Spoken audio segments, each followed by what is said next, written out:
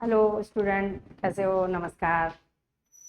जैसा कि आप सब जानते हैं, हम राइज इंस्टीट्यूट के चैनल से पीएसआई की आगामी परीक्षा के लिए बैच प्रारंभ कर रहे हैं। बैच चल रहा है हमारा 14 जुलाई 2025 से प्रारंभ हो चुका है और इसके अंतर्गत हम सबसे पहले संधि प्रकरण लेके चल रहे हैं। संधि प्रकरण चल रहा है जिसमें अपन ने स्वर संधियां सीख ली हैं और आज हमारा जो प्रकरण है वो व्यंजन संधि का है, इसलिए हम व्यंजन के बारे में समझेंगे। व्यंजन संधि क्या है, स्वर संधियां हमने अच्छे से समझ ली, सीख ली, तो आगे चलते हैं। आज हम व्यंजन संधि पर देखिए, व्यंजन संधि का मतलब है जब संधि करते समय व्यंजन के बाद कोई स्वर या व्यंजन आए। तो अभी स्वर संधि में क्या था? स्वर के बाद स्वर, स्वर के बाद स्वर। लेकिन व्यंजन संधि में क्या है कि व्यंजन के बाद कोई व्यंजन आए या कोई स्वर आए। ये कंडीशन तीन तरह से हो सकती है। पहली तो व्यंजन के बाद व्यंजन आए, दूसरी कंडीशन व्यंजन के बाद स्वर आए,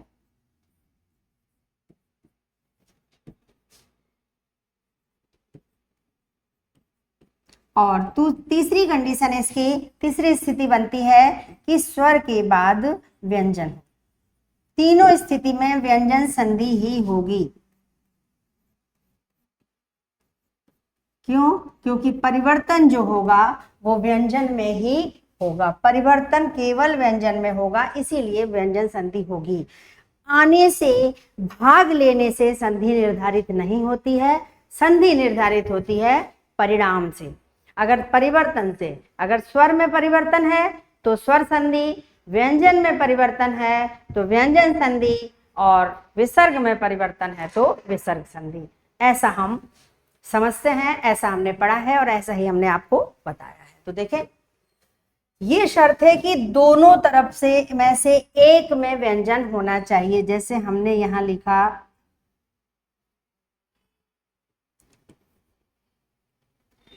वाक ईश, तो देखिए यहां स्वर है, यहां व्यंजन है। हमने लिखा स्व छंद, यहां स्वर है स्वर अ है, और यहाँ व्यंजन है पहले। क्यों? क्योंकि ये पहले व्यंजन होगा, बाद में इसमें छिपा हुआ स्वर निकलेगा।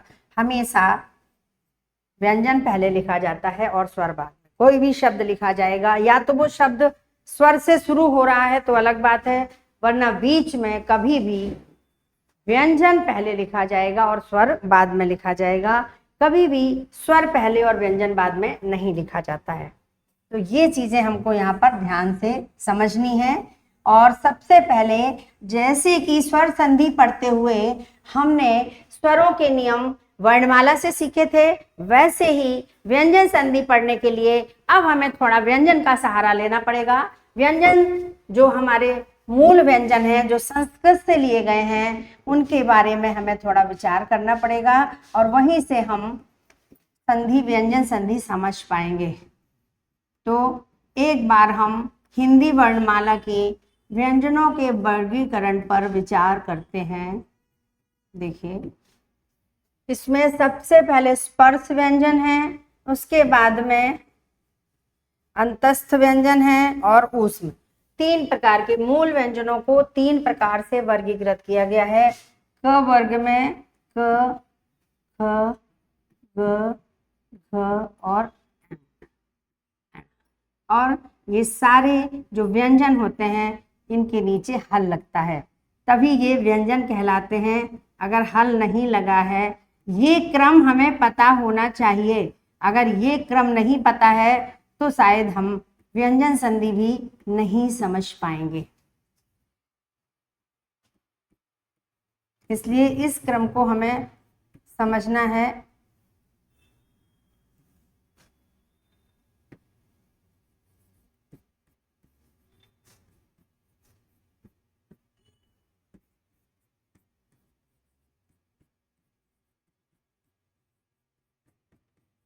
देखिए वर्णमाला से व्यंजन हमारे सामने, स्पर्श व्यंजन 5 वर्ग होते हैं, क वर्ग, च वर्ग, ट वर्ग, त वर्ग और प वर्ग। इसके बाद अंतस्थ में 4 व्यंजन होते हैं और ऊष्म में भी 4 व्यंजन होते हैं, य, र, ल, व और श, स, ह, ये 4 व्यंजन। अब एक वर्ग हमने और पढ़ा है जिसको हम संयुक्ताक्षर बोलते हैं। संयुक्ताक्षर मतलब अक्षर जिनसे बने हैं उन रूप में ना मिलकर के किसी दूसरे रूप में दिखते हैं, जैसे क्ष, त्र और ज्ञ, और एक और है श। ये 4 हैं जो संयुक्ताक्षर हैं। इनकी बनावट को हम समझेंगे तो देखिए क और स से ये बना है, त और र से ये बना है, ज और य से ये बना है, और श और र से ये बना है। अब ये व्यंजन जो हैं सारे आधे होते हैं, इसलिए हम व्यंजन के नीचे हल लगाएंगे ही लगाएंगे, वो कभी भी पूरे नहीं होंगे। श और र, देखिए ये हमने यहाँ पर अपनी वर्णमाला को अच्छे से ध्यान रखिएगा। ये देखिए पहला वर्ण है, ये दूसरा है, ये तीसरा है, ये चौथा है और ये 5वां पंचम वर्ण है। ये नंबर हमें ध्यान रखने हैं। अगर हम ये नंबर ध्यान नहीं रखेंगे तो हमसे गलतियां हो जाएंगी संधि में।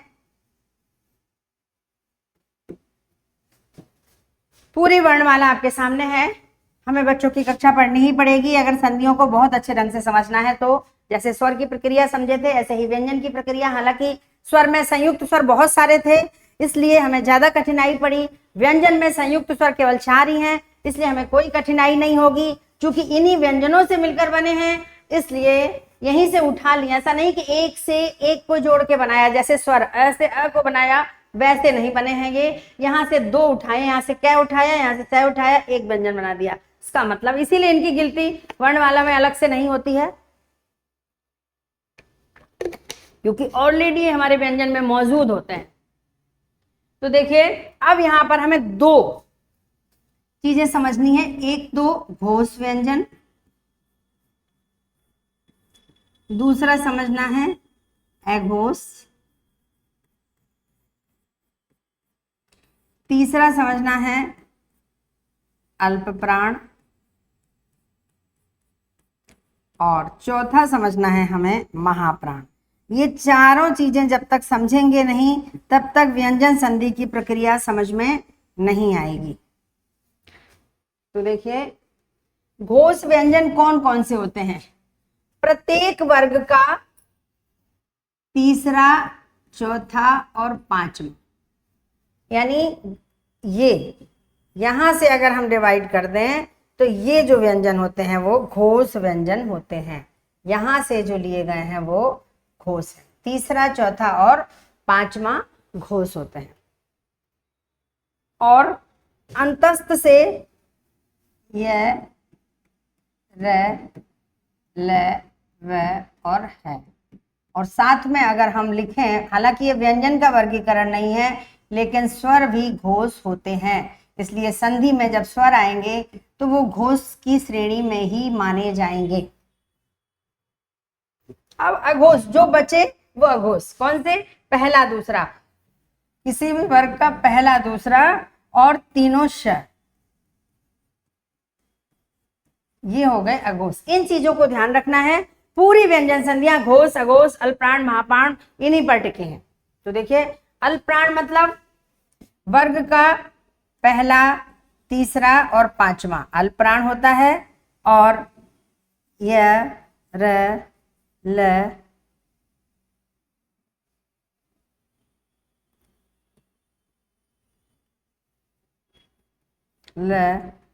व, ये होते हैं अल्पप्राण। और महाप्राण में जो बच गया दूसरा, चौथा और तीनों श, यानी अंतस्थ जो ऊष्म व्यंजन होते हैं वो महाप्राण होते हैं, है इसमें आएगा।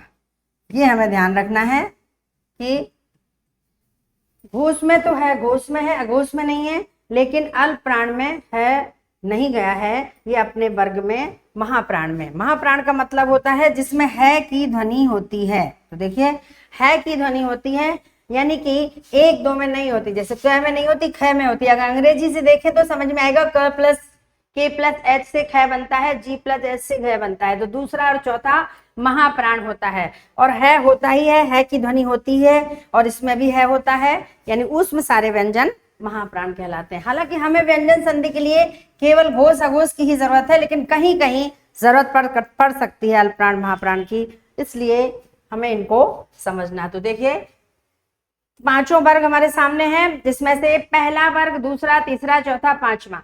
किसी भी वर्ग का पहला दूसरा अघोष होता है, तीसरा चौथा पांचवा घोष होता है। यह लैवय और है घोष है, शश है अघोष है। ऐसे ही अल्पप्राण महाप्राण देखें तो पहला, तीसरा और पांचवा अल्पप्राण है, यह लैवय अल्पप्राण है। दूसरा और चौथा और उसमें सारे व्यंजन चारों महाप्राण कहलाते हैं। अब हम व्यंजन संधि देखते हैं। जो हमने समझ लिया है कि व्यंजन संधि करते समय व्यंजन के बाद व्यंजन, व्यंजन के बाद स्वर और स्वर के बाद व्यंजन, यानी व्यंजन प्लस व्यंजन। तीन स्थिति में से कोई भी हो सकती हैं, व्यंजन प्लस स्वर और स्वर प्लस व्यंजन। आज हमें इसको समझना है। व्यंजन हमने समझ लिए हैं, घोष अघोष पर सारी संधियां निर्भर करती हैं, इसलिए नियम। अब स्वर संधि में तो संधियों के नाम थे, यहाँ संधियों के नाम नहीं है, संस्कृत में होंगे पर हिंदी में नहीं है। हम इनको नियम से सीखते हैं। नियम नंबर 1,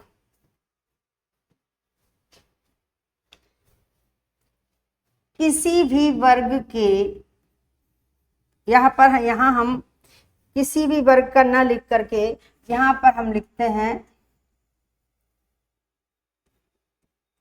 प्रत्येक वर्ग का पहला अक्षर।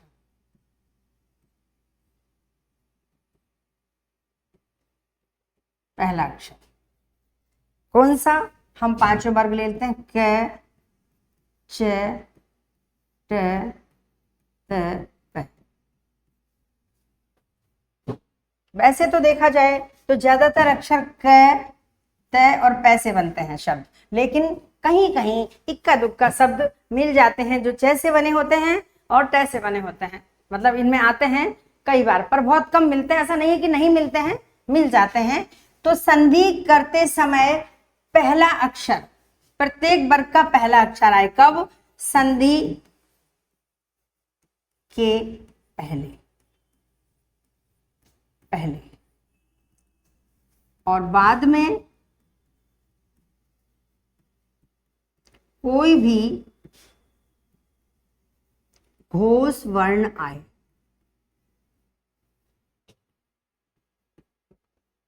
अब यहां पर ध्यान रखिए, घोष वर्ण आए मतलब अगर यहां लिखा है कोई नियम में कि घोष व्यंजन आए तो केवल घोष व्यंजन होंगे, वहां पर स्वर नहीं होगा। लेकिन जहां घोष वर्ण आ गया तो मतलब व्यंजन और स्वर दोनों हो जाएंगे। अब हम यहाँ पर थोड़ी सी बना लेते हैं कैटेगरी शब्दों को समझने से पहले कि ये घोष वर्ण में कौन कौन से आ रहे हैं। ठीक है, क वर्ग का क ख छोड़ के ग ख,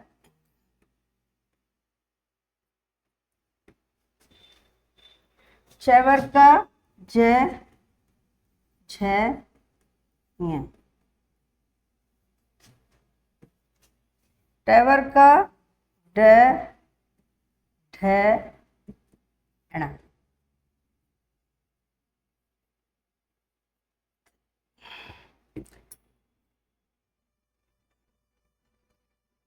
ध ध न, और म, और य र ल व है और सारे स्वर, यानी इनमें से कोई भी आ सकता है।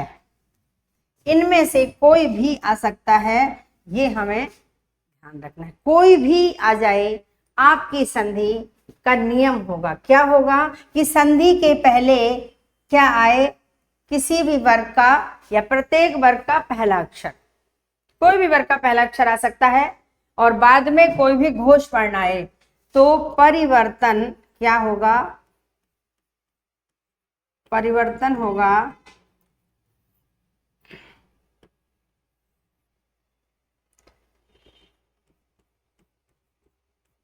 पहले, यानी पहला अक्षर, इसको पहले नियम को अच्छे से समझ लेंगे फिर ही संधि विच्छेद करेंगे। पहला अक्षर अपने वर्ग का तीसरा अक्षर हो जाएगा, तीसरा वर्ण हो जाएगा, ये इसका नियम है। बहुत सरल है व्यंजन संधि, बस थोड़ी सी बात हम समझ में आ जाए, किसी भी वर्ग के पहले अक्षर के बाद किसी भी वर्ग का तीसरा, चौथा, पांचवा आए, य र ल व ह आए, या कोई स्वर आए अर्थात घोष वर्ण आए, तो बाद में कोई परिवर्तन नहीं होगा, क्योंकि परिवर्तन व्यंजन में ही होना है और व्यंजन पहले है, बाद में जो व्यंजन है वो स्वर युक्त है। क्योंकि बाद में जो भी व्यंजन आएगा, जैसे यहां पर हम एक शब्द लिख दे वाक और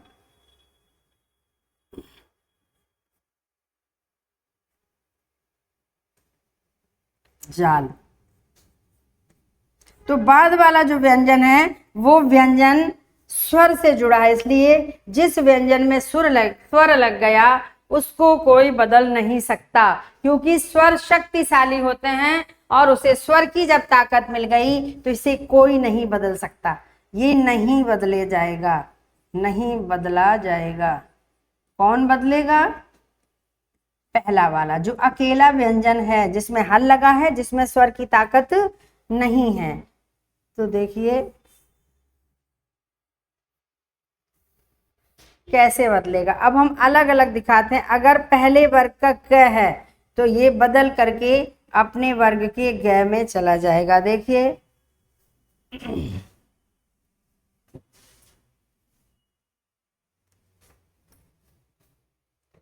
ये देखिए क वर्ग का पहला, दूसरा, तीसरा ग है। अगर ये च है तो अपने वर्ग का तीसरा ज हो जाएगा। पूरे लिख लेते हैं फिर मिलाते हैं। अगर ये ट है तो अपने वर्ग का ड हो जाएगा। अगर ये त है तो अपने वर्ग का द हो जाएगा। और अगर ये प है तो अपने वर्ग का ब हो जाएगा। देखो ग ज ड द ब, देखिए ये देखिए तीसरा ग ज द ब, टावर कहाँ गया? टावर का लिखा ही नहीं, सॉरी, ट ठ ड ढ और ण, टावर छूट गया था, कोई बात नहीं। तो देखिए ये परिवर्तन हो जाएगा। नियम नंबर 1, किसी भी वर्ग का जब पहला अक्षर आए क च ट त प, तो उसके बाद अगर कोई घोष वर्ण आता है तो पहला जो अक्षर है वो अपने वर्ग का तीसरा हो जाएगा, बाद में कोई परिवर्तन नहीं होगा। अगर व्यंजन है तो एज इट इज जुड़ जाएगा, और अगर व्यंजन नहीं है तो स्वर की मात्रा उस बदले हुए व्यंजन में लगेगी। देखिए अब हम उदाहरण देखते हैं कुछ।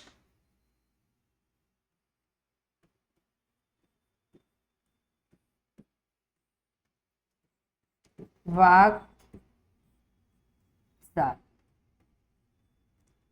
देखिए ये च वर्ग का तीसरा अक्षर यानी कि घोष वर्ण है और क आ गया। अब इसको देख करके हमने ये प्रक्रिया आपको यण संधि से बताई थी कि यण संधि से ही ये शुरुआत हो जाती है कि बाद वाले में कोई परिवर्तन नहीं होगा, चाहे वो यण संधि में स्वर हो, चाहे व्यंजन संधि में व्यंजन हो या स्वर हो, चाहे विसर्ग संधि में व्यंजन या स्वर हो।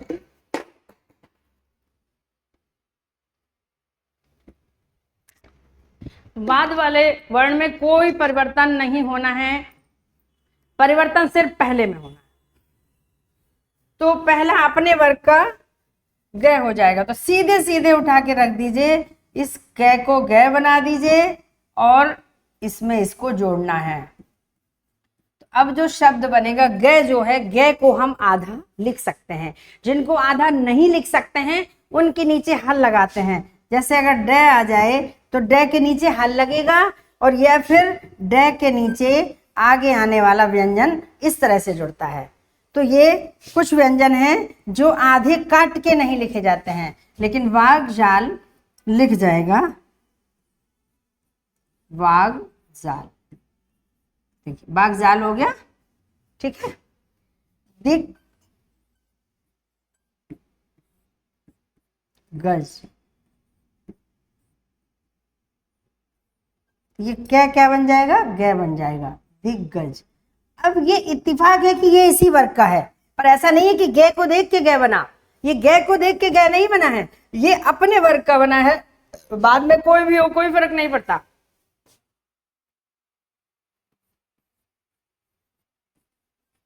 दिग अंत, दिग बन गया दिग, और अंक की बिंदी लग गई दिगंत। देखिए नेक्स्ट पेज पे ले चलते हैं। ऐसे बहुत सारे शब्द हैं। दिग अंबर, क्या बनेगा, दिगंबर। देखिए बिल्कुल सरल है, दिगंबर। अभी तो हमने क के ही बता रहे हैं, दिगंबर।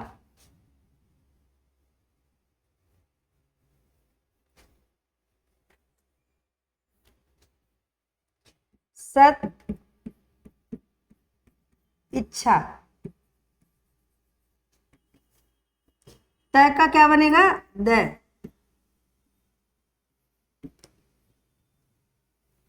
त का द बनेगा, और चूंकि ये स्वर है इसकी मात्रा इसमें लग जाएगी।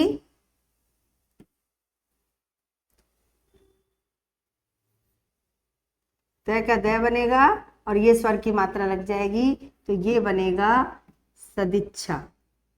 ऐसे शब्द व्यंजन में बनते हैं जो हमें लगते हैं कि पता नहीं कहां से तोड़े, समझ में नहीं आता है। जब हम शब्द देखते हैं और व्यंजन संधि नहीं पढ़ते हैं तो ऐसा लगता है इसको तोड़े कहां से, कहीं भी समझ में नहीं आ रहा। सब जगह छोटे, आपने कहा था कि जहां पर ह्रस्व स्वर हो वहां पर संधि नहीं होती, लेकिन स्वर संधि नहीं होती है, व्यंजन संधि हो सकती है, क्योंकि ह्रस्व स्वर की मात्रा लग सकती है। सत आशय,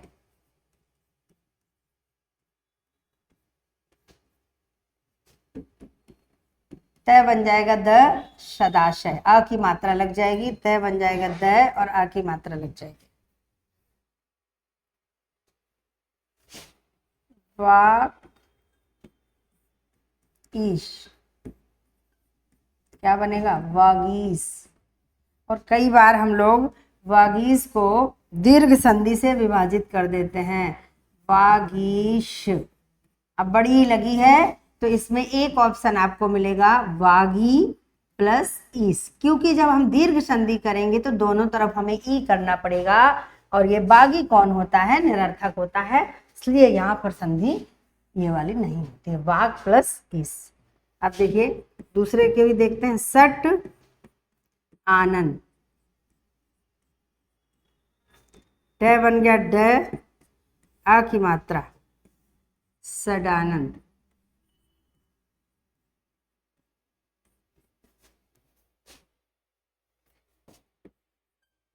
अच अंत, च बन गया जय, और अंक की मात्रा अजंत,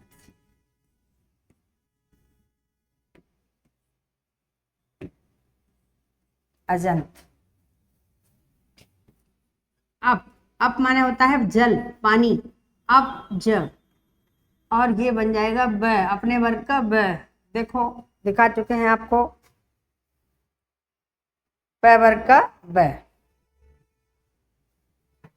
ये बनेगा।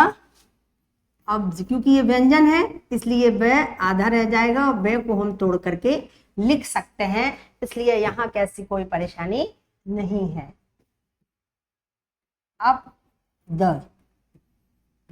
ये बनेगा अब्द। देखिए पर्यायवाची भी तैयार है। अब्ज मतलब कमल, क्योंकि पानी में जन्म लेने वाला, अप माने पानी होता है,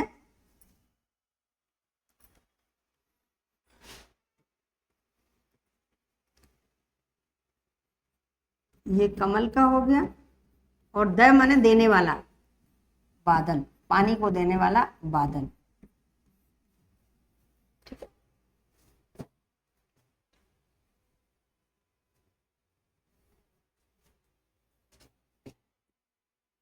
तत ई,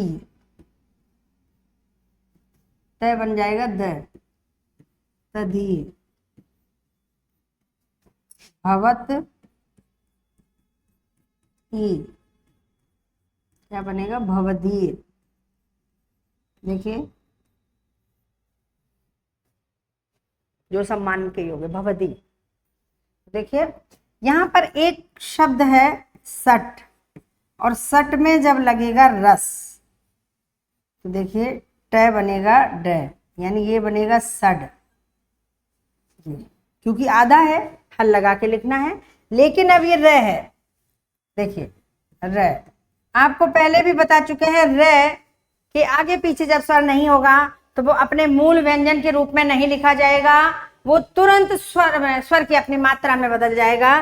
तो ये जो है लिखा, ये ऐसे नहीं मिलेगा आपको परीक्षा में, ये मिलेगा ऐसे, ये र इधर लग जाएगा, सडरस। ऐसे ही एक शब्द होता है सडरंग, इसका विच्छेद होगा सट रंग। ऐसे ही एक है तत्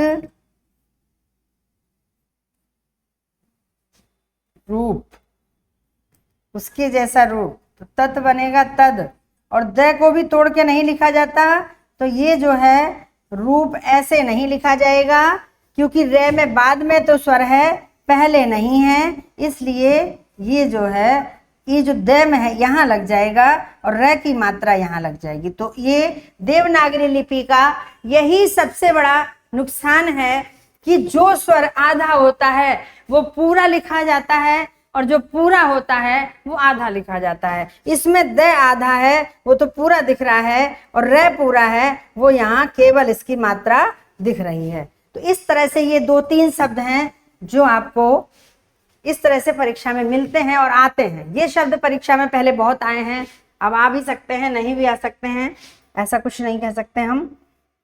नेक्स्ट पेज पर नियम नंबर 2।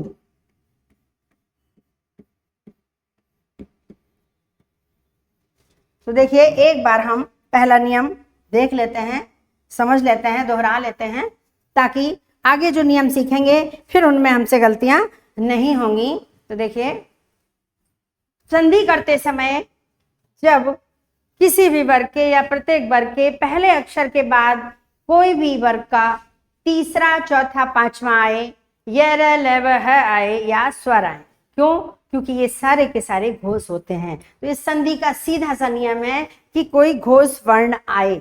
अब अगर यहाँ पर केवल किसी नियम में आपको घोष व्यंजन मिलेगा तो सिर्फ व्यंजन होंगे, जब व्यंजन की बारी आएगी तो यहाँ पर फिर आपके स्वरों का काम नहीं होगा। ठीक, केवल व्यंजन आएंगे। दूसरा नियम वही, किसी भी वर्ग के पहले अक्षर के बाद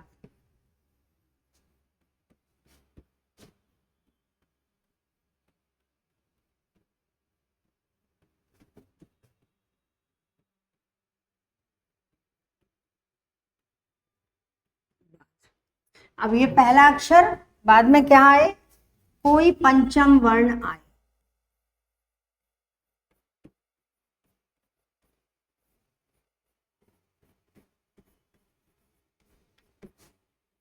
कोई पंचम वर्ण आए तो देखिए पहले आपका वही क, च, ट, त, प ये हो गए, और इसके बाद पंचम वर्ण।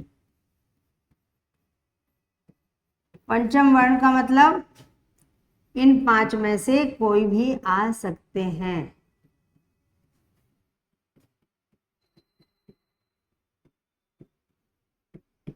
अब यहाँ पर आप देख सकते हैं कि हिंदी में इन तीनों से कोई वर्ण बनते ही नहीं हैं, क्योंकि संधि के बाद जो शब्द आएगा वो इनसे शुरुआत में, यानी उनका पहला वर्ण होगा, बनते ही नहीं है, इसलिए अधिकांश आपके नयो में के ही शब्द यहां मिलेंगे।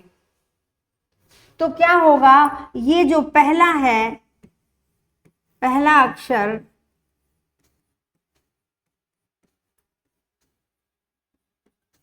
अपने वर्ग में, अपने वर्ग के पंचम वर्ण में बदल जाए।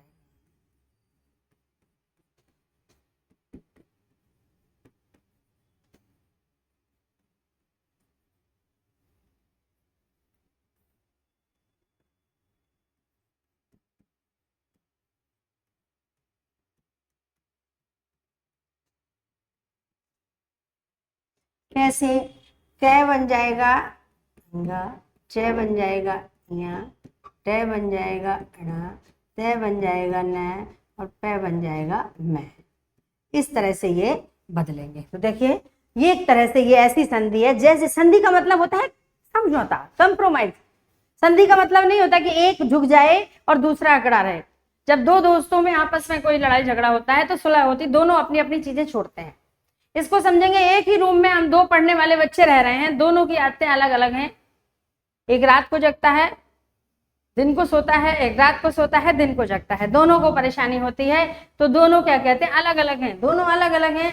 वो कहते हैं थोड़ा तुम बदलो, थोड़ा हम बदलें। ये कहते हैं हम पंचम वर्ण, हम नहीं बदलेंगे, बदलना तुमको पड़ेगा। ठीक है, हम बदलते हैं। क्यों? क्योंकि वो कहते हैं कि जो बाद वाला व्यंजन है, देखो जैसे यहां पर आ गया अगर वाक, ठीक है, और मैं, ये कहता है हम बदल ही नहीं सकते। क्यों? क्योंकि मेरे साथ स्वर लगा है, मैं कैसे बदल सकता हूं, मुझे उससे पूछना पड़ेगा। उस स्वर से पूछे बिना मैं बदल नहीं सकता। तुम अकेले हो, तुम बदल सकते हो। ये बोले ठीक है मैं बदल सकता हूं, लेकिन हम तुम्हारे में नहीं मिल सकते। यानी कि ये जो है ऐसे नहीं होगा, वाङ्मय नहीं होगा। क्यों नहीं होगा? क्योंकि वो कहेगा मेरा अपना खुद का वर्ग है ना, मैं अपने खुद के वर्ग के पांचवें में चला जाऊंगा, बदल जाऊंगा। ठीक है, तुम्हारे लिए मैं थोड़ा सा, तुम हमारे दोस्त हो, अच्छे हो, इसलिए हम तुम्हारे लिए बदल सकते हैं, लेकिन अपने वर्ग के पांचवें में बदलेंगे, तुम्हारे हिसाब से नहीं चलेंगे। बोले चलिए ठीक है, इतना ही सही, इसी को कहते हैं संधि। तो देखिए, ये इसमें नहीं जाएगा, अपने वर्ग में बदलेगा। तो वाङ्मय, तो ये क्या हो जाएगा, अपने वर्ग का जो पांचवा है वो ये है वांग, और ये है मैं। अब इसके साथ मैं को मिला के नहीं लिखा जा सकता है, इसलिए वाङ्मय ऐसे ही लिखा जाता है। यानी कि इस शब्द को हम सीधे से यहां लिख देते हैं वाङ्मय। सट माता, अब सट का हो जाएगा सड, और ड अड़ा जो है वो, सॉरी, सट का हो जाएगा, इसका पंचम वर्ण जो है वो ण है। देखिए, हम पीछे मुड़ के देख लेते हैं, पीछे चल के, ट का पंचम वर्ण ण। तो ये चूंकि ण ऐसे होता है, ण ऐसे होता है, लेकिन ये आधा लिखा जाता है इस तरह, और ये माता, सन माता, जगत माता। अब ये तय किसमें बदलेगा, न में, इसमें नहीं, इसके वर्ग में नहीं, तो ये बनेगा जगन माता।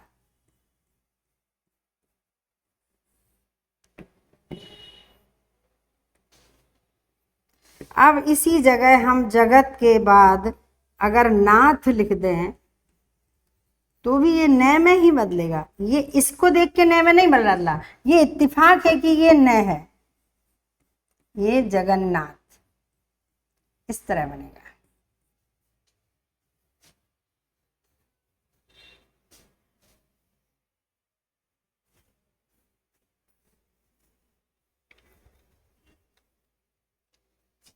सत नारी, ये होगा तय करना, सन नारी।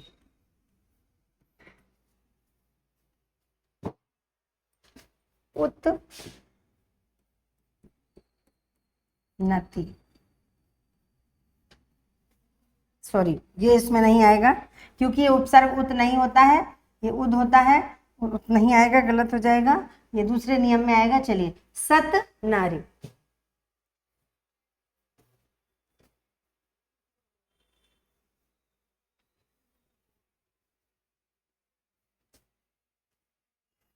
इसको यहाँ पर ये हमें समझना पड़ेगा, थोड़ा सा यहाँ पर कंफ्यूजन है उत और उद में, क्योंकि संस्कृत में उद उपसर्ग होता है, ठीक है, उद उपसर्ग होता है, लेकिन हिंदी में उत मानते हैं।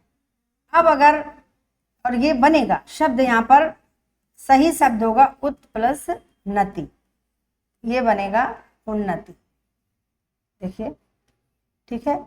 लेकिन अगर इन केस ये ऑप्शन में नहीं है और ये है, तो फिर ऐसे दिखेगा, देखिए, उत और नति, तो इस हिसाब से संधि नहीं होगी, ये तय करना हो जाएगा, तो भी संधि आपकी यहाँ पर यही नियम लागू हो जाएगा, संधि कोई बदलेगी नहीं। सॉरी,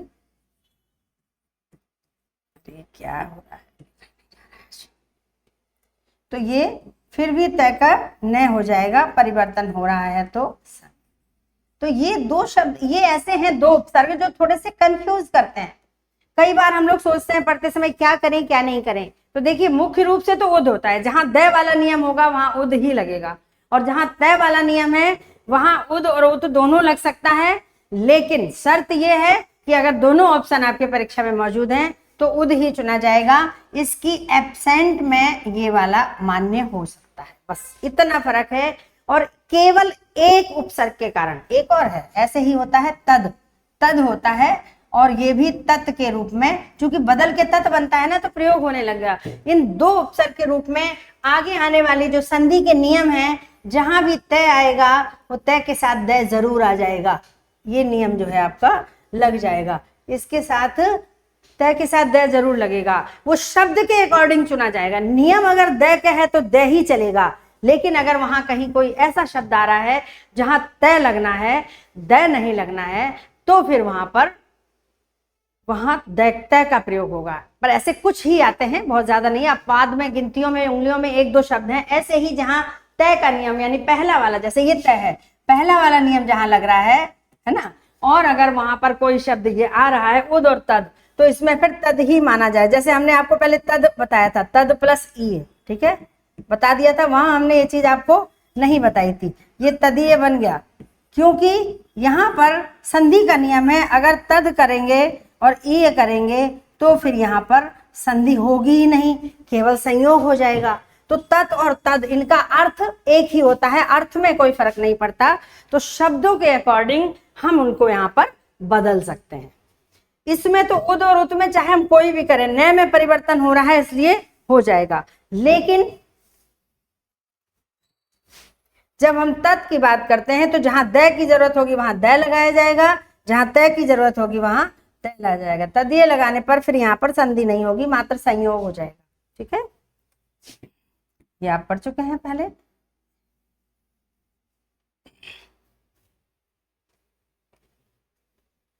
अब देखिए, फिर वही शब्द अप माने पानी और मैं,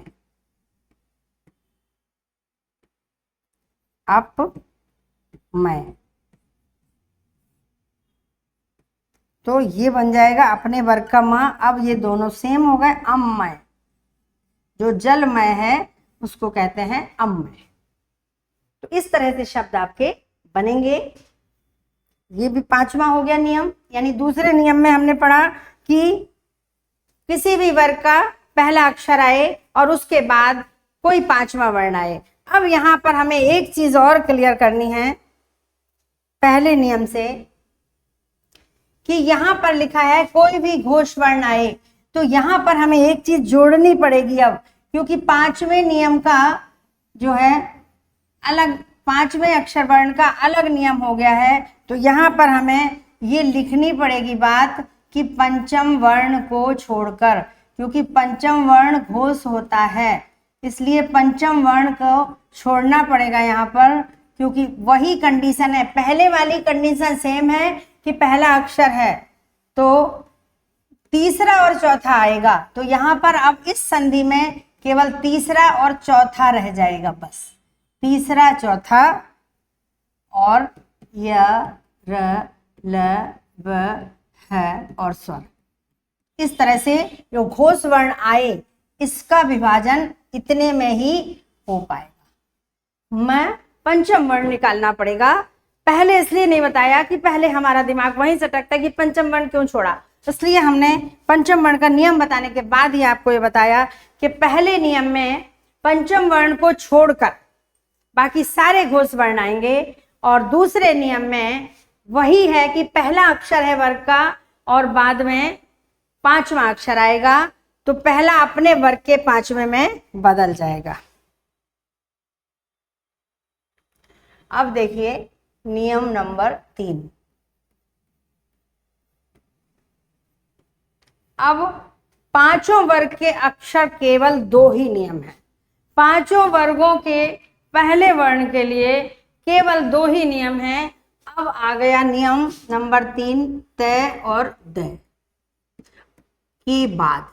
अब बहुत छोटे छोटे नियम हैं, मेन बड़े नियम आपके ये 2 ही हैं, तय दय के बाद। अब देखिएगा ये तीसरा नियम सिर्फ दय के लिए है, ठीक, तय के बाद, लेकिन तय को ऑप्शन में रखा गया किसके लिए, तत् और तद।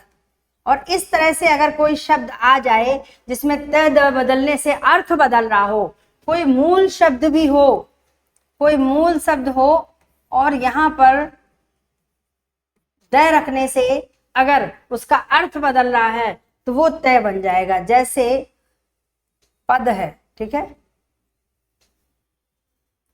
अगर हम इसको पथ कर दें तो गलत अर्थ बदल जाएगा। तो जहां अर्थ बदल रहा है वहां किसी तरह से भी नहीं बदलेगा, इसीलिए तय दय का नियम रख दिया गया है, ठीक है। तय दय के बाद अब आने हैं अघोष व्यंजन। घोष व्यंजन की केवल 2 ही नियम है। घोष व्यंजन के केवल 2 नियम है,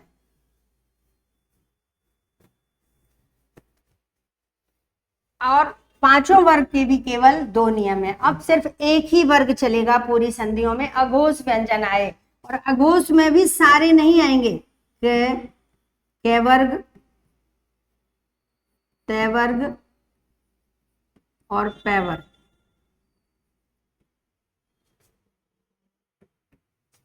ये अघोष मतलब पहला दूसरा, और ये वाला स आएगा बस, बाकी स नहीं आएंगे। जो ये मूर्धन्य स होता है इससे कोई शब्द नहीं बनते, इसलिए कहीं आएगा ही नहीं। ये वाला श अलग आएगा, इसका नियम अलग है, ठीक है। तो देखिए ये 7 आएंगे। हालांकि शब्द हमेशा पहले या तीसरे से ही बनते हैं, दूसरा और चौथा तो नाम मात्र के लिए होता है, नियम में है, इसलिए अघोष है इसलिए रख दिया, वरना इक्का दुक्का शब्द कोई संस्कृत में मिल जाते हैं तो मिल जाते हैं। तो देखिए परिवर्तन क्या होगा, परिवर्तन होगा ये जो द है, क्योंकि ये मेन नियम द के लिए है, ठीक है, तो द के स्थान पर तय हो जाएगा, पहले में आ जाएगा। जैसे कि पहले नियम में पहले से तीसरे में बदला था, क्यों, क्योंकि तीसरा घोष वर्ण है और सामने घोष है तो वो घोष हो जाएगा। अब यहाँ सामने अघोष है तो ये तीसरा है, घोष है, लेकिन अघोष को देखते ही अघोष में बदल जाएगा, पहले में बदल जाएगा। तो देखिए यहां पर हम शब्दों को देखते हैं। सबसे पहले उत प्लस तीर्ण, सॉरी, ये चूंकि यहाँ द का नियम है और उपसर्ग द ही होता है तो ये अपने सही रूप में, उसका उत का प्रयोग केवल हम वहां करेंगे जहां हमें द का नियम नहीं लगाना होगा। तो ये तय में बदल जाएगा, ये हो जाएगा उत्तीर्ण।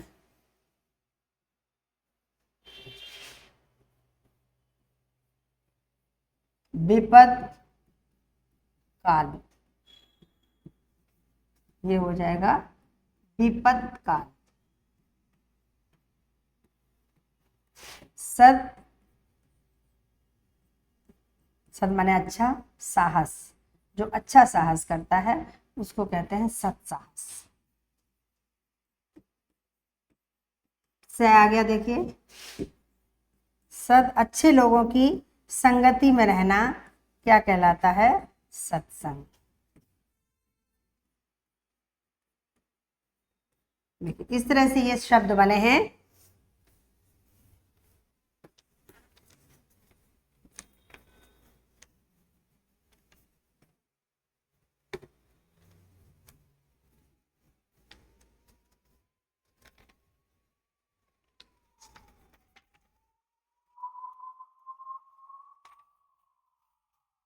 जैसे एक शब्द आ सकता है उत्खनन, खल से बन गया, ये हो गया उत्खनन।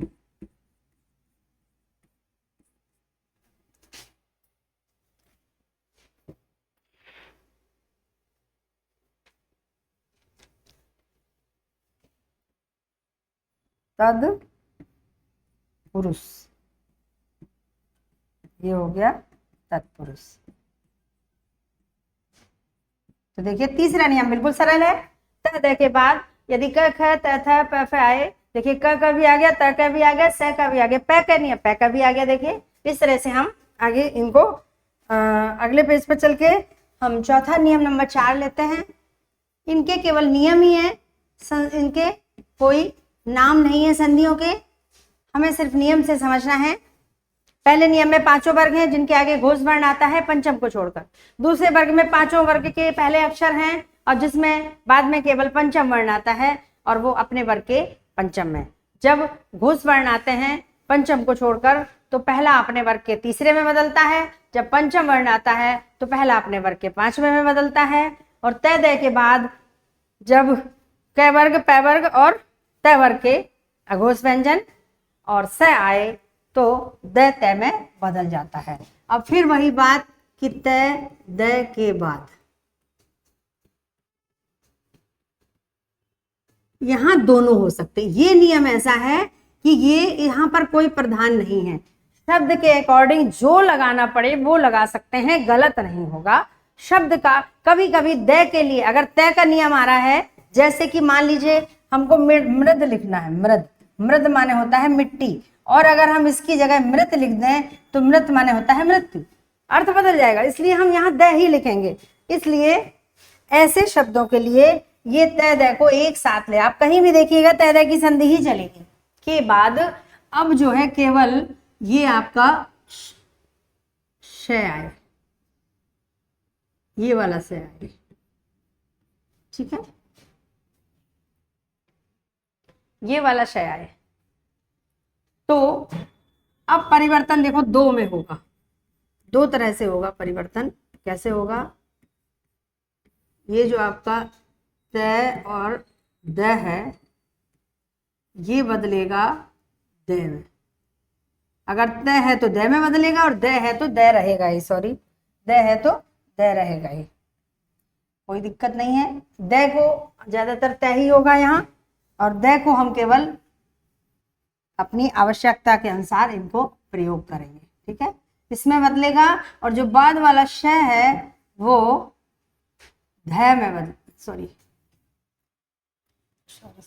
से नहीं आएगा, यहाँ पर आएगा है आएगा, तो ये ध में बदलेगा। दो परिवर्तन होंगे, देखिए पद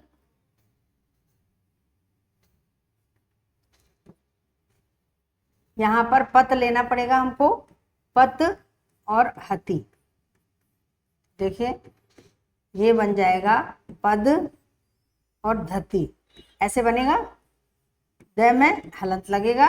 और इस शब्द को अगर हम सही रूप में एक लिखना चाहें तो ऐसे लिखा जाएगा, ठीक है, ऐसे ही उत।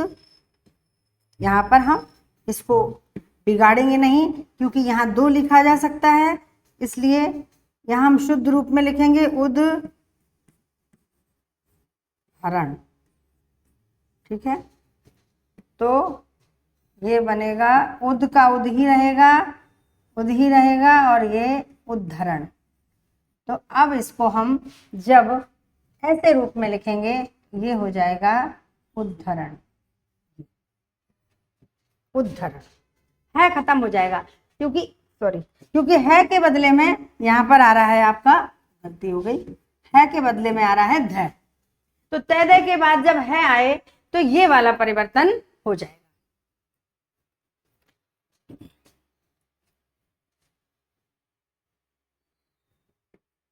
उद रत, री की मात्रा लगी है हरत। तो देखिए ये मात्रा नहीं हटेगी, केवल परिवर्तन उद, इसमें धी लगेगा और ये वाली मात्रा इसमें लग जाएगी, उद्धृत। ऐसे शब्द बन जाएंगे। नेक्स्ट नियम नंबर 5। फिर वही तय दय की संधि ही चलनी है, यहाँ जिसकी जरूरत होगी उसको ले लेंगे। तय दय के बाद अब शय आए, ठीक है, आए तो फिर दो परिवर्तन होंगे। कैसे होंगे? ये त और द के स्थान पर चय होगा और श के स्थान पर क्षय होगा। दो परिवर्तन होंगे। अब देखिए, सत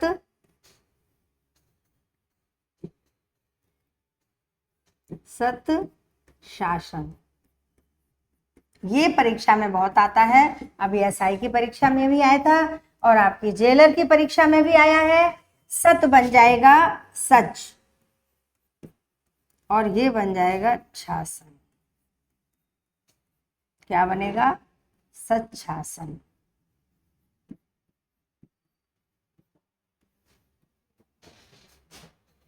उद, यहां तय दय कुछ भी आ जाए कोई फर्क नहीं पड़ता। उद श्रृंखल। अब देखो छ में री की मात्रा भी है और अंक की है, दोनों अपनी जगह लग जाएंगी, केवल बदल जाएगा बस। उच्च च आधा आ जाएगा, छ वैसा ही रहेगा, री सॉरी छ की जगह हो जाएगा श, मात्रा यहां लग जाएगी उस श्रृंखल। अब श और री मिलाकर ऐसे नहीं लिखा जाता है, तो इसको हम ऐसे लिखेंगे, उस श्रृंखल।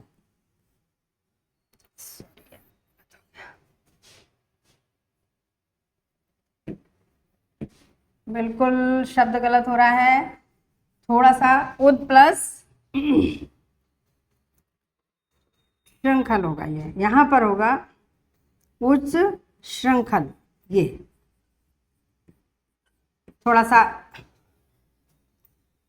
गलत हो गया, उद श्रृंखल। तो क्योंकि श है ना इसमें, देखिए श और री, तो री अपनी जगह रहेगी, स छ में बदल जाएगा और द च में बदल जाएगा, तो ये बनेगा उच्च श्रृंखल। उल्टा कर दिया था, चलिए खैर हो जाता है, उच्च श्रृंखल ऐसे बनेगा। ये शब्द आपकी परीक्षा में आएंगे, उद श्रृंखल तो उद श्रृंखल, इस तरह से बनेगा ये आपका शब्द। ऐसे ही उद श्वास, श्वास तो ये उच्छ्वास, छ आएगा, श आधा है तो ऐसे आ जाएगा उच्छ्वास, लंबी लंबी सांसें लेना, उच्छ्वास। तत्, या यहां पर हम तद ही ले लेते हैं, तद शिव। जहां पर द और तय में परिवर्तन नहीं हो रहा वहां मूल रूप ही लेंगे, तद शिव। ये बनेगा तच्छ, त च आधा, श आधा और श का बनेगा छ और इसकी मात्रा लगेगी छ। देखिए यहां पर परिवर्तन तय द से छ में और स से छ में, तो ये छ में बदल गया और ये च में बदल गया।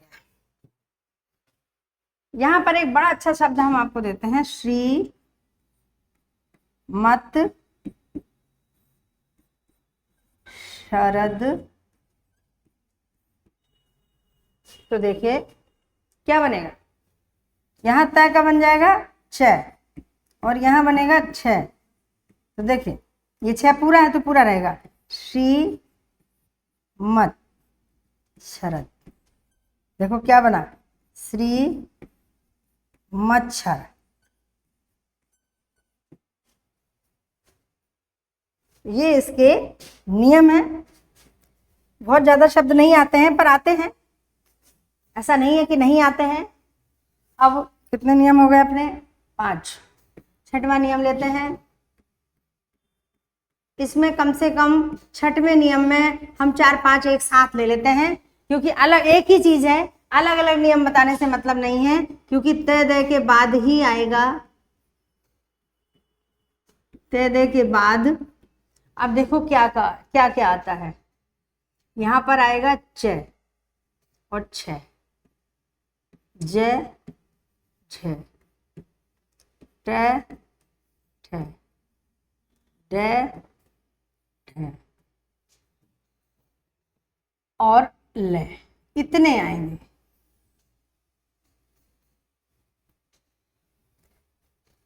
तो अब यहां पर परिवर्तन कैसे होगा, ये जब आएगा और यहां क्या होगा, तय और द।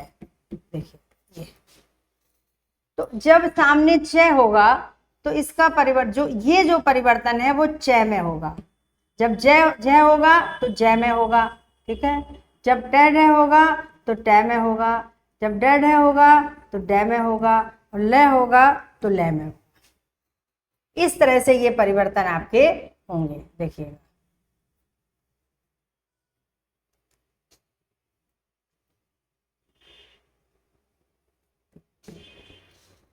आप ध्यान से समझिए, क्योंकि इसके पहले हमने जो आपको 2 नियम बताए, कि तय दे के बाद यदि है आए तो तय दे द में और है ध में बदलता है। ऐसे ही तय दे के बाद श आए तो तय दे च में और श छ में बदलता है। ये 2-2 परिवर्तन वाले नियम हैं। और अब ये नियम ऐसा है जिसमें परिवर्तन तो एक है, लेकिन इन 5 नियमों को हम 5 जगह बिखेरने से अच्छा है कि एक ही जगह बता देते हैं, खास कोई फर्क नहीं है।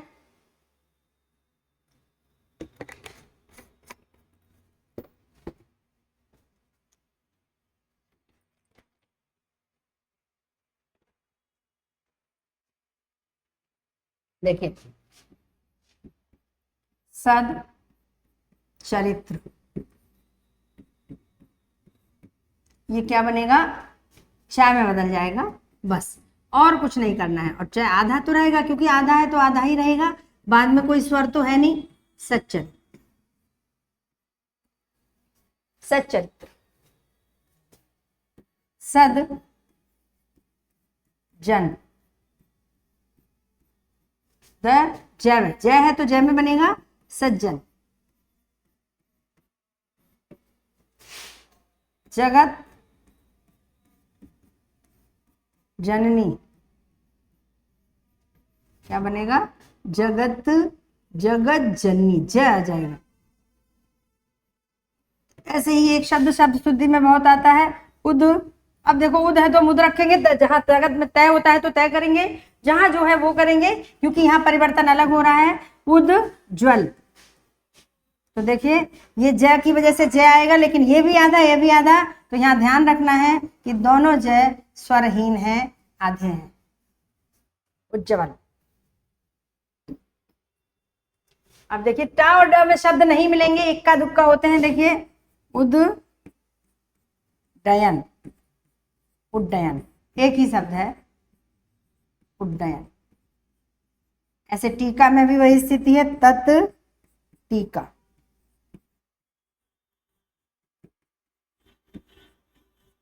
टीका, ठीक है। अब हम थोड़े से ला के देख लेते हैं।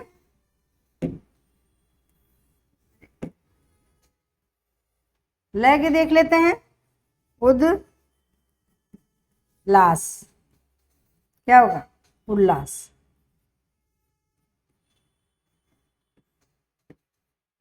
तद लीन, तल्लीन। ऐसे बहुत सारे शब्द हैं, आपको प्रैक्टिस पेपर में हम और आगे कराएंगे। यहाँ पर इतना ही। नियम नंबर 7 पर आते हैं हम।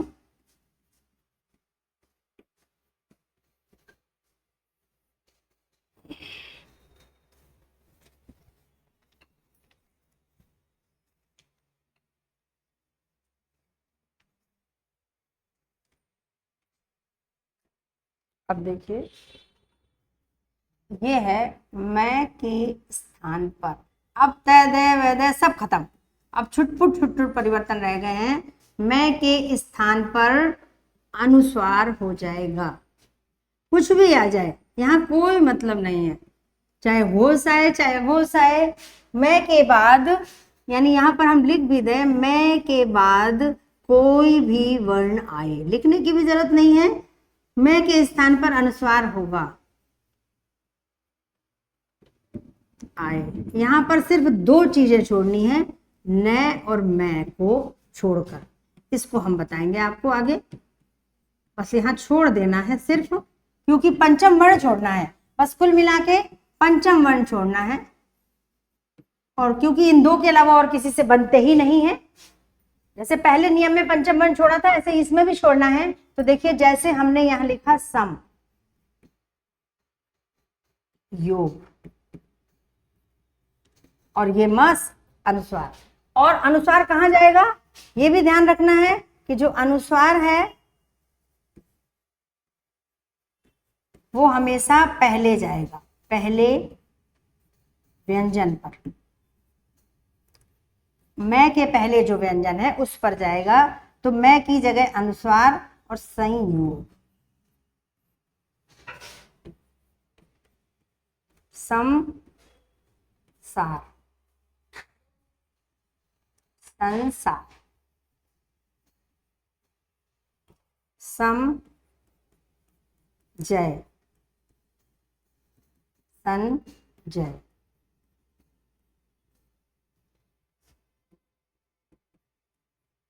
अलंकार,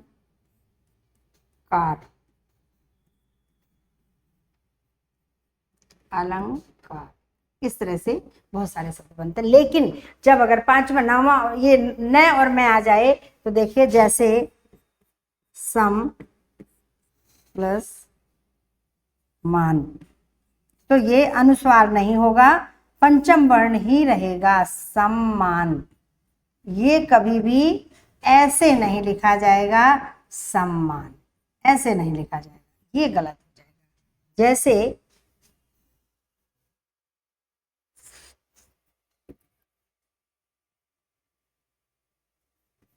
सम न्यास, ये बनेगा संन्यास। ये शुद्ध रूप है, इसको अपन ऐसे लिखते हैं, ये एक विकल्प है, लेकिन ये लिखने की सुविधा के लिए विकल्प बना लिया, पर शब्द शुद्धि में आएगा तो ये वाला ही शुद्ध माना जाएगा। ठीक, इस तरह से हमें इन सब चीजों को ध्यान रखना है कि यहाँ पर कौन कौन से शब्द हो सकते हैं, कौन कौन से प्रियम वध। अब ये पंचम वर्ण नहीं है, इसलिए ये आपका अनुस्वार लग जाएगा। मृत्युम, मृत्युम जय, क्या हो जाएगा, मृत्युंजय। वैसे तो शुद्ध ये पंचम वर्ण ही बनता है, मृत्युंजय। देखो पंचम वर्ण बनेगा यहाँ, कौन सा पंचम वर्ण, बाद वाले का पंचम वर्ण नहीं, बाद वाला जो आया है उसका पंचम वर्ण, यानी पहले से मतलब नहीं है, ये बाद वाला, ये माँ है इसका पंचम वर्ण, यानी जो बाद में आएगा उसका पंचम वर्ण, तो मृत्युंजय हो गया। यहाँ पर ये भी कर सकते हैं, चूंकि ये पंचम वर्ण नहीं है इसलिए इसको ऐसे भी लिखा जाता है, ये भी सही है, ये भी गलत नहीं है, दोनों सही है। ये रूप अब नहीं चलता है, क्योंकि पहले पंचम वर्ण लिखा जाता था मैं की जगह, अनुस्वार की जगह, अब अनुस्वार का ही, अब देवनागरी लिपि में पंचम वर्ण के स्थान पर अनुस्वार का प्रावधान रख दिया गया है, क्योंकि पंचम वर्ण लिखने में गलती होती है, केवल न और मैं ही ऐसा है जो हमें याद रहता है, बाकी पंचम वर्ण याद ही नहीं रहते हैं कि किस वर्ग का कौन सा है। जैसे सपोज करिए हमको संजय लिखना है, तो 6 वर्ग का ये है, ठीक है, लेकिन लोग अगर इसको ऐसे लिख दें तो ये गलत हो जाएगा, क्योंकि ये तय वर्ग का पंचम वर्ण है। इसलिए देवनागरी लिपि में अब श्याम सुंदर दास ने ये विकल्प ही हटा दिया है कि पंचम वर्ण लिखा ही ना जाए, पंचम वर्ण केवल न और मैं की स्थिति में ही लिखा जाए, बाकी और किसी के लिए पंचम वर्ण की आवश्यकता नहीं है। तो ये जो है सीधे से आपका अनुसार में ही लिखा जाएगा मृत्युंजय। केवल नए में की स्थिति में हमें ध्यान रखना है, बाकी कहीं भी कोई दिक्कत नहीं आएगी आपको।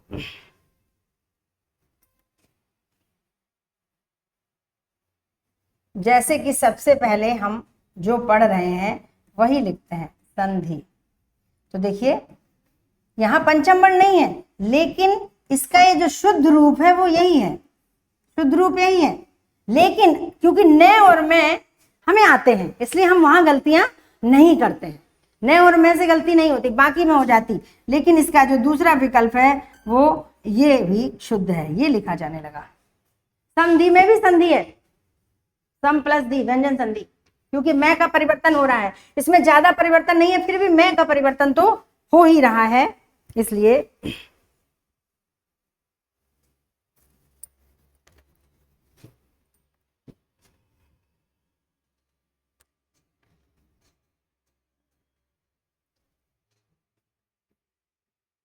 छोटे छोटे परिवर्तन है।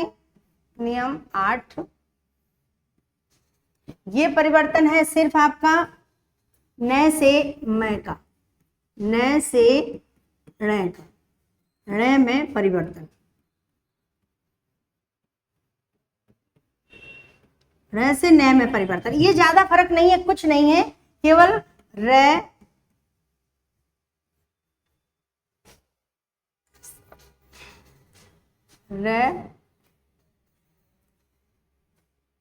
से और री के बाद कहीं भी न हो, संधि करते समय कहीं भी न हो, वो संधि कोई भी हो, कोई भी संधि से शब्द जुड़ रहा हो, वो ण में परिवर्तन हो जाएगा, ण में बदलेगा। देखिए ये बहुत ज्यादा कठिन नियम नहीं है, पर हमें शब्द लिखते समय ध्यान रखना पड़ता है। जैसे दीर्घ संधि में हमने पढ़ा था राम अयन, और शब्द क्या बना था, रामायण होना चाहिए ना, लेकिन रामायण हो गया। क्यों? क्योंकि ये र की वजह से न ड़ में बदल गया। बस इतना ही समझना है। नार प्लस अयन, नारायण।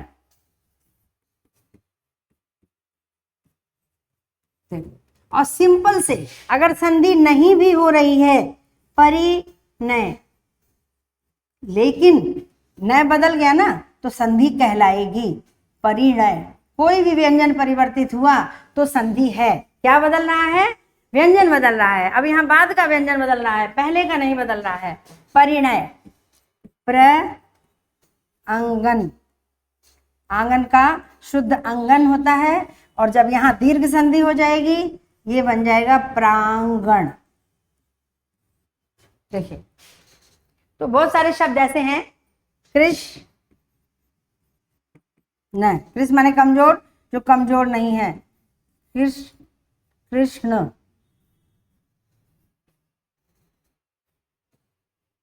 देखिए यहाँ एक छोटा सा एक और नियम है, हालांकि उसको नियम नहीं मान सकते हैं, केवल स से स में अलग ही लिखते हैं इसको हम। नियम नंबर हम नियम ले लेते हैं, 9वां ले लेते हैं। स से स में परिवर्तन, बस और कुछ नहीं करना है। स में परिवर्तन ये कब होगा?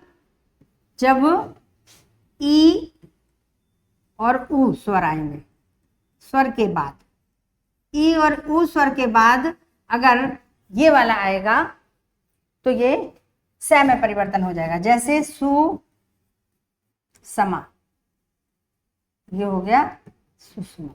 ये बहुत छोटी छोटी चीजें हैं, पर परीक्षाओं में आती हैं और हमें इनको समझना चाहिए। सुषमा, परिषद,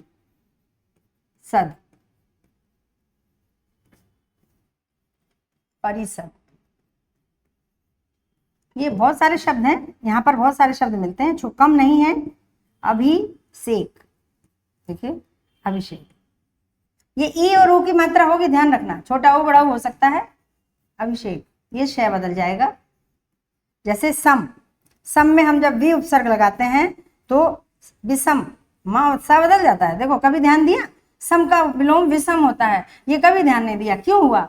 तो हम कोई भी शब्द लिख रहे हो, व्यंजन लिख रहे हो, संधि लिख रहे हो, स्वर लिख रहे हो, शब्द लिख रहे हो, विलोम, पर्यायवाची, कुछ भी पढ़ रहे हो, पर अगर संधि का नियम लग रहा है तो सबसे पहले हमें वहां संधि का नियम लगाना है, उसको हम नहीं भूल सकते। युधि स्थिर, जो युद्ध में स्थिर है, तो देखिए युधिष्ठिर होता है ये शब्द, युधिष्ठिर। और ये थोड़ा सा और है एक नियम कि से के बाद जब टे होगा तो ठे में बदल जाएगा, युधिष्ठिर नहीं होता, ये थे जो है ठे में बदल जाएगा, तय होगा तो टे में और थे होगा तो ठे में बदल जाएगा, तो दोनों बदल रहे हैं। इसकी वजह से, इस स्वर की वजह से से बदला और से की वजह से थे बदला। देखो प्रतिष्ठा, क्या होगा? प्रतिष्ठा। तो ये बहुत छोटे छोटे नियम थे जो हमने इसके अंदर समझे, पढ़े। और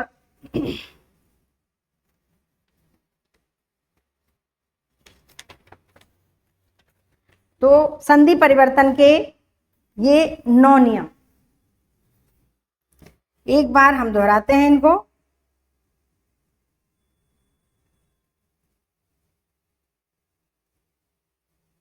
संधि परिवर्तन के 9 नियम। पहला नियम, किसी भी वर्ग के पहले अक्षर के बाद कोई भी घोष वर्ण आए पंचम वर्ण को छोड़कर तो पहला अक्षर अपने वर्ग के तीसरे में बदल जाएगा, सिंपल। दूसरा नियम, किसी भी वर्ग के पहले अक्षर के बाद जब पंचम वर्ण आए तो पहला अक्षर अपने वर्ग के पंचम में बदल जाएगा, बिल्कुल सिंपल। तीसरा नियम, केवल तय के लिए, पांचों के लिए केवल 2 नियम है, बहुत आसान है। देखिए स्वर संधि से भी आसान है, सबसे कठिन स्वर संधि, धीरे धीरे स्वर संधियां सरल हुई यंट तक आके, और व्यंजन तो बिल्कुल सरल है। और जब आप विसर्ग पढ़ेंगे तो आपको लगेगा उसमें तो कुछ भी नहीं है।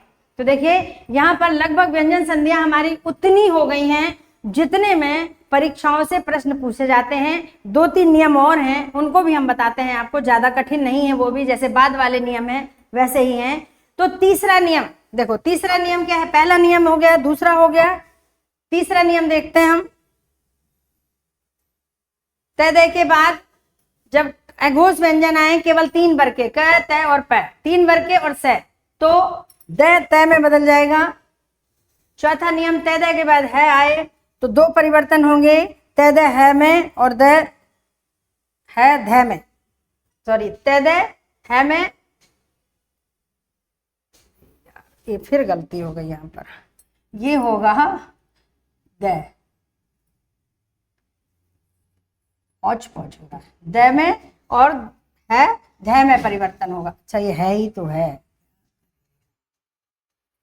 सही तो कर रहे थे, ये है का परिवर्तन ध में होगा। नेक्स्ट नियम, तय दे के बाद श आए तो तय दे छ में और श छ में परिवर्तन होगा, देख सकते हैं उदाहरण, 2 परिवर्तन। फिर तय दे के बाद ये 5 अलग अलग हैं, वैसे किताबों में भी अलग अलग 6, 7, 8, 9, 10 नियम यही हो जाते हैं, आप चाहें तो 10 अलग भी कर सकते हैं, लेकिन सेम प्रक्रिया है, इसलिए हमने इनको एक बार में ही एक साथ ही पढ़ा दिया है कि छ आए तो छ में बदलेगा, बदलेगा कौन? पहले वाला, ये वाला बदलेगा। छ में जय जय आए तो जय में, ये तो आते ही नहीं है, नाम मात्र के हैं दूसरे। ट तो ट में, ड में और ल में, देखिए यहाँ पर सारे आपके पास हैं। 7वां नियम, मैं के स्थान पर अनुस्वार हो जाएगा, मैं के बाद कोई भी वर्ण आए केवल न और मैं को छोड़कर, तो देखिए अनुसार, और अनुसार हमेशा पहले लगता है।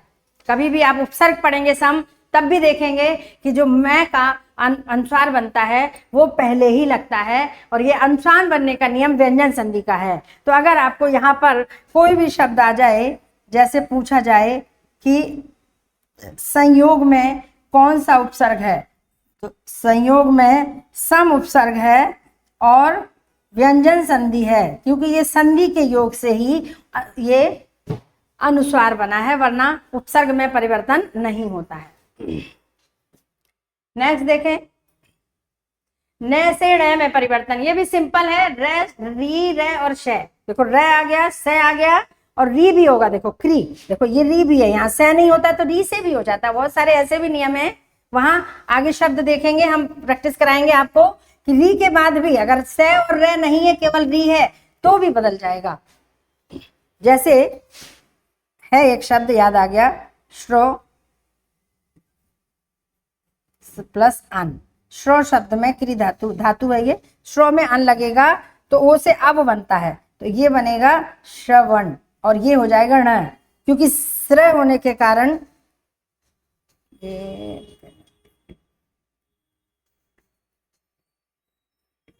ये हो जाएगा श्रवण, न का ण बदल जाएगा। तो ऐसे शब्द हैं हमारे पास बहुत सारे, बिल्कुल सिंपल है। और से स में परिवर्तन, अगर ई और ऊ के स्वर पहले आ जाएं तो उनके बाद आने वाला स मूर्धन्य स में परिवर्तित हो जाएगा, और मूर्धन्य स के बाद आने वाला ट ठ में, ये ट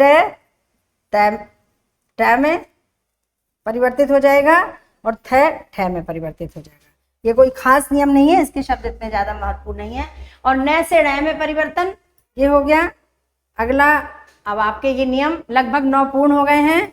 अब हम आपको, क्योंकि संधि व्यंजन में 3 प्रकार की होती है, व्यंजन संधियों में इतना थोड़ा सा हमें यहां समझना है, व्यंजन संधि 3 प्रकार से होती है।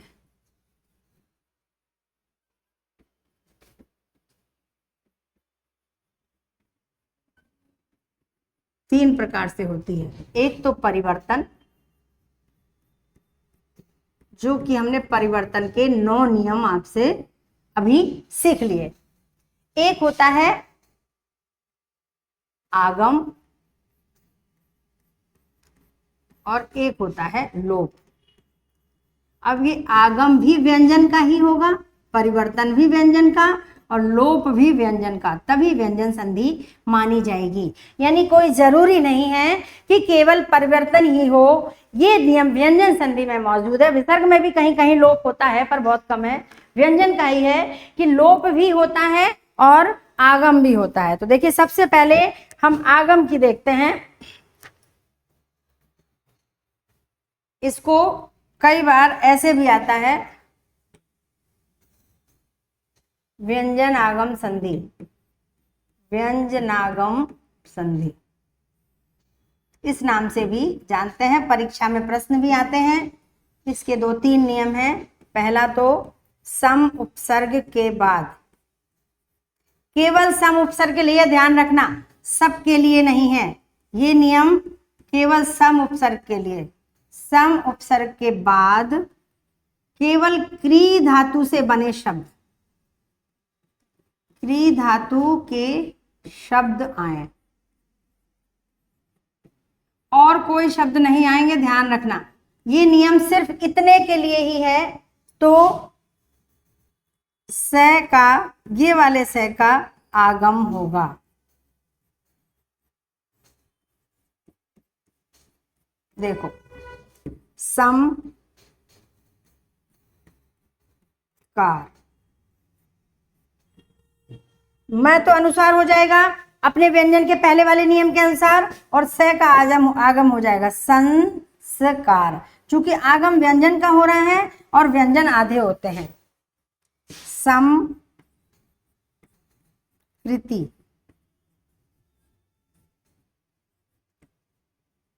संस्कृति, समकरण,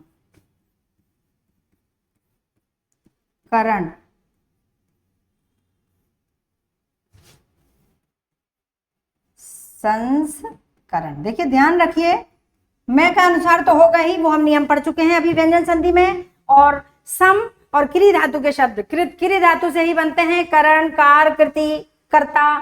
तो यहां पर जो है आपके स का आगम हो रहा है,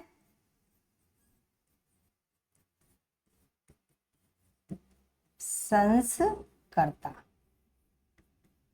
चलिए, आगम का दूसरा नियम, परि उपसर्ग के बाद, केवल परि उपसर्ग है, ध्यान रखना। दूसरे किसी उपसर्ग के लिए या दूसरा किसी शब्द के लिए ये नियम नहीं है। वैसे तो इन नियमों की इतनी ज्यादा जरूरत नहीं है, लेकिन इन्हीं नियमों से संधि में शब्द, क्वेश्चन में, परीक्षा में शब्द प्रश्न आते हैं, और हम उनको पढ़ते नहीं है, इसलिए हमसे परीक्षा में गलतियां हो जाती हैं। उपसर्ग के बाद और वही क्री धातु के शब्द आए, और किसी के लिए नहीं, क्री धातु के शब्द। तो देखिए, यहां पर कौन सा आगम होगा, यहां पर ये वाले मूर्धन्य स का आगम होगा। देखिए परिकार,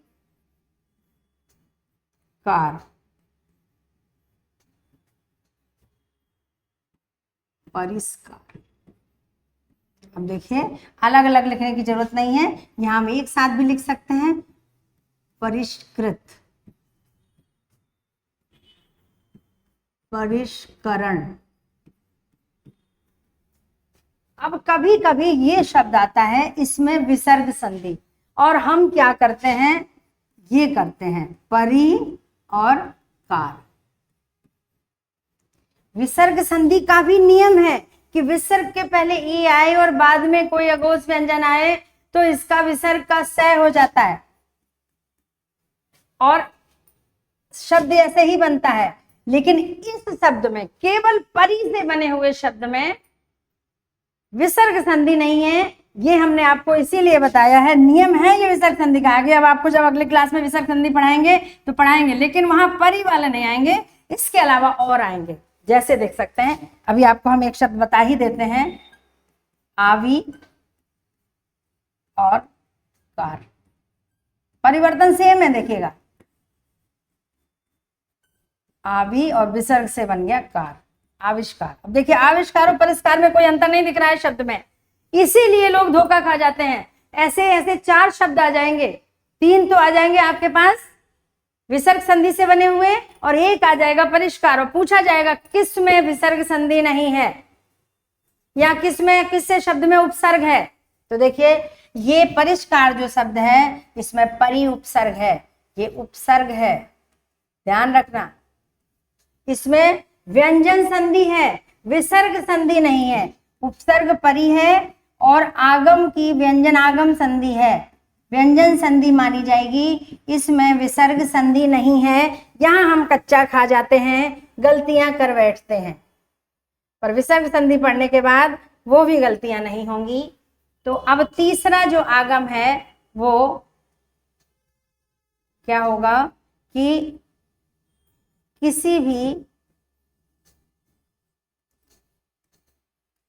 भी स्वर के बाद, पहला नियम आया जो व्यंजन संधि में पहले स्वर है, स्वर के बाद 6 आए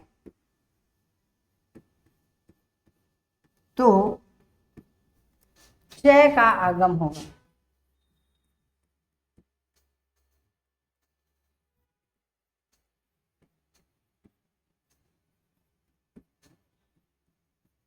देखिए स्वर, देखिए स्वर है, छंद, आगम भी व्यंजन का है इसलिए व्यंजन संधि है, स्वर छंद। कोई भी स्वर, यहां कोई भी स्वर आ सकता है, स्वर का कोई बंधन नहीं है। अनुच्छेद,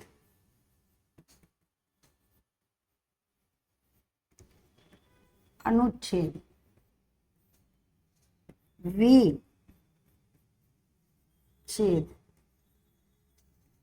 विच्छेद,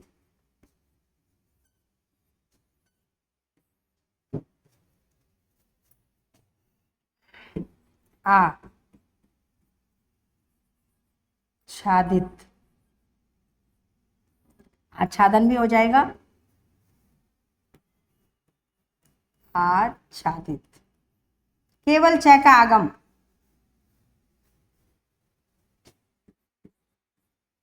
वृक्ष, छाया,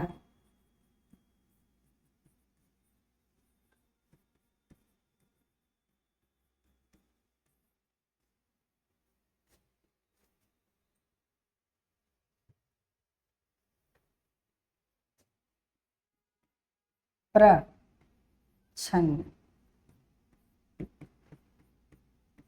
प्रच्छन्न। छन्न माने होता है बहुत ज्यादा बिखरा हुआ, टूटा हुआ, दुखी, परेशान।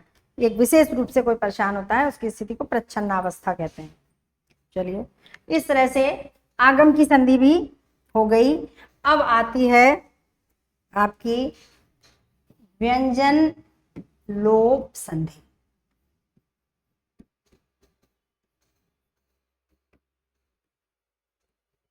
व्यंजन लोप संधि, यहां सिर्फ एक ही नियम है एक ही व्यंजन लोप होगा और ये आपका व्यंजन संधि का अंतिम नियम है।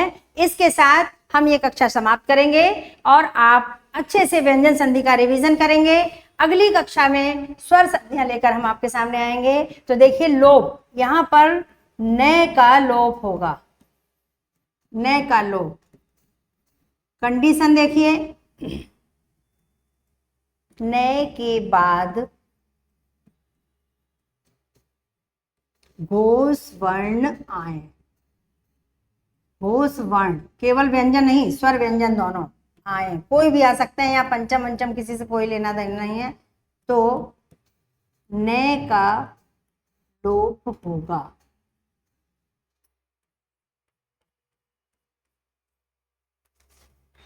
अन्य कोई परिवर्तन नहीं होगा।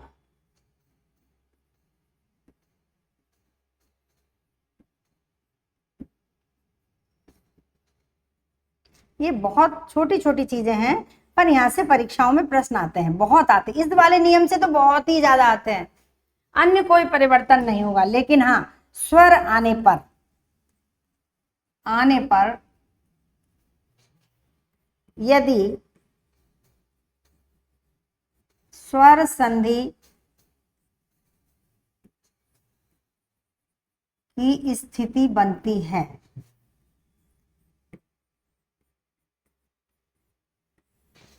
सबसे महत्वपूर्ण नियम है ये, अंतिम नियम, पहला और आखिरी सबसे महत्वपूर्ण है। बनती है, तभी हमने इसको इसलिए सबसे लास्ट में रखा, क्योंकि पहले में सारे वर्ग के हैं और इसमें भी सारे हैं। स्थिति बनती है तो संधि अवश्य होगी।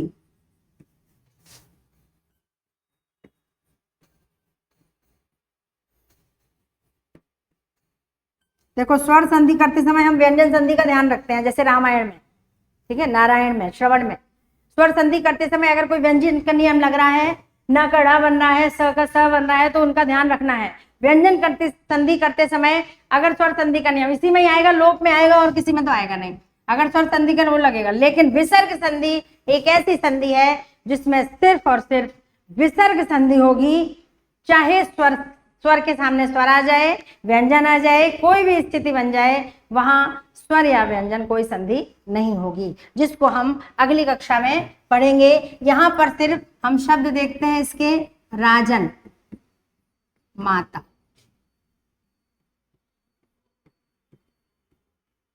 राज माता, प्राणिन, विज्ञान। अब देखिए प्राणी विज्ञान हमेशा ऐसे लिखा जाता है, आप किताबों में देख लीजिएगा साइंस की, प्राणी में बड़ा ई की मात्रा नहीं होती, क्योंकि वो तद्भव है प्राणी का। ऐसे ही राजा तद्भव है। प्राणिन विज्ञान, मंत्रिन मंडल, क्या होगा, मंत्रिमंडल। कभी भी बड़ी की मात्रा नहीं होगी, जो शुद्ध रूप है। देखो ये शब्दों, यहां से शब्द शुद्धियां बहुत आती हैं। मंत्रिमंडल, योगिन राज, योगी राज, कभी भी बड़ी की मात्रा नहीं होगी योगी राज में। ये भी शब्द शुद्धि में बहुत आता है, बहुत सारी परीक्षाओं में आया है, इसलिए हमको इसको ध्यान रखना है। युवन राज, युवराज, युवराज नहीं होगा कभी भी। तो युवराज तो प्रचलन में है, तो हम कहते हैं कि युवराज सही है। तो जब युवराज सही है तो योगीराज सही है, योगीराज नहीं होगा। अब देखिए, सॉरी,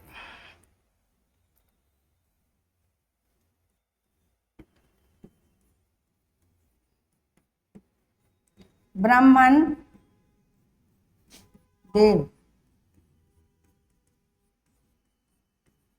ब्रह्म देव। अभी तक तो हमने सिर्फ वो शब्द बताए हैं जिनमें कि केवल व्यंजन है और संधि केवल न का लोप हो रहा है और एज इट इज वैसे ही आ रहा है। लेकिन अब जो है आगे हम आपको बताते हैं, राजन ईस, स्वर आ गया, राजन ईस, न का लोप बचा राजेश, और आ और ई से बन गया गुण संधि राजेश। आ और ई से बनी गुण संधि राजेश। ब्राह्मण, ब्राह्मण ऋषि, ये बता चुके हैं आपको। उसमें ब्रह्म ऋषि बताया था, क्योंकि न का लोप होने के बाद ही वो गुण संधि की स्थिति बनी, और ये हो गया ब्रह्मर्षि। इसीलिए ब्रह्म होता है, ब्रह्मा नहीं होता, ब्रह्मर्षि। ऐसे ही इसमें भी बन जाएगा युवन प्लस अवस्था,